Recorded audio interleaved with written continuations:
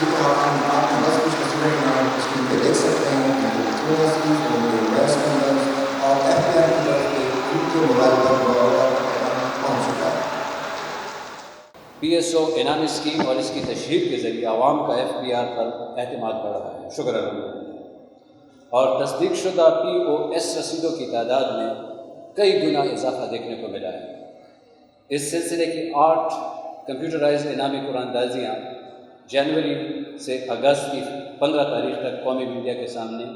نشر ہو چکی ہیں۔ 80% سے زیادہ خوش نصیب حضرات جو ان قرآن دازیوں سے انعام جیت چکے ہیں، ان کے انعامی رقوم ان کے اکاؤنٹس میں، بینک اکاؤنٹس میں ٹرانسفر کر دی گئی۔ بظاہر یہ ایک انعامی اسکیم ہے، تاہم یہ منفرد اقدام صرف قانون پر عمل کرنے والے شہریوں کو، جو کہ ممکنہ طور پر ٹیکس صارفین بھی ہیں، آگاہی فراہم کر کے احساس ذمہ داری جگا رہا ہے اور ان کی حوصلہ افزائی میں کلیدی کردار ادا کر رہا ہے۔ میں اس موقع پر ایف بی آر کی ٹیم کی شبانہ روز کاوشوں کو سراہنا ضروری سمجھتا ہوں، جنہوں نے ملک میں ٹیکس کلچر کو فروغ دینے اور ملکی محصولات میں گراں قدر اضافے کو یقینی بنایا ہے۔ جی ناظرین، آپ اسکرین پہ دیکھ سکتے ہیں کے نام اور ان کے ممبرس کو چلا گیا ایف بی آر کی طرف سے مبارکباد کا پیغام۔ ہمارے ملک میں ٹیکس چوری کا جو رجحان ہے، میں یہ نہیں کہتا کہ اس میں صرف تاجر حضرات کا کردار ہے، اس میں ہم بھی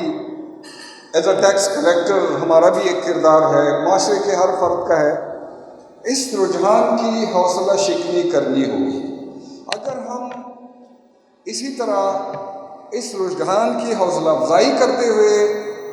آگے بڑھنے کا، ترقی کرنے کا کوئی خواب دیکھ رہے ہیں تو یہ دیوانے کا خواب ہے، اور میرے خیال میں ہمارے حالات جو دن بدن بدتر ہوتے جا رہے ہیں، اللہ نہ کرے کہ ہم ایسے سچویشن پہ پہنچ جائیں جہاں ملک کی سالمیت کو بھی خطرہ ہو۔ لہٰذا وہ وقت آنے سے پہلے میری ریکویسٹ تاجر حضرات کے تمام نمائندوں سے،